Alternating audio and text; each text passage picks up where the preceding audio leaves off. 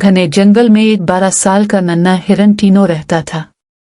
टीनो बहुत तेज दौड़ता था, मगर एक आदत इसकी ठीक न थी, वो कभी किसी का शुक्रिया अदा नहीं करता था।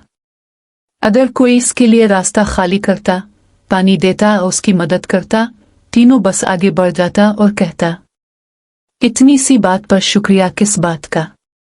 जंगल के बाकी जानवर उसकी बदतमीजी से उदास रहते, मगर कोई कुछ न कहता। एक दिन जंगल में खौफनाक आंधी और जोरदार बारिश शुरू हो गई। दरख्त गिरने लगे, टहनियां टूटने लगे।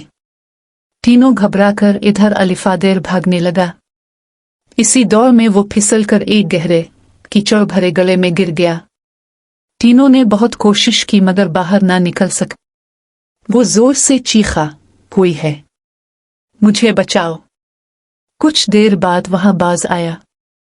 इसने टीनो को देखकर कहा, मैं जंगल में सबको मदद के लिए बुलाऊंगा। फिर बंदर आया जिसने लंबी बेलें इकट्ठी की। हाथी आया जिसने बैलों को मजबूती से खींचा। खरगोश आया जिसने टीनो को सहारा दिया। थोड़ी मेहनत के बाद वो सब मिलकर टीनो को गले से निकालने में कामयाब हो गए। टीनो कांप रहा था, मगर अब उसे सबसे ज्यादा अफसोस हो रहा था। वो सबके सामने खड़ा हुआ और बोला, आप सबका बहुत बहुत शुक्रिया। मैं हमेशा समझता था कि शुक्रिया कहना कोई जरूरी बात नहीं, मगर आज मुझे पता चला कि शुक्रिया दिलों को जोड़ देता है। सब जानवर खुश हो गए और टीनो ने वादा किया कि अब वो हर छोटी बड़ी मोहब्बत का जवाब शुक्रिया के साथ देगा। अखलाकी सबक।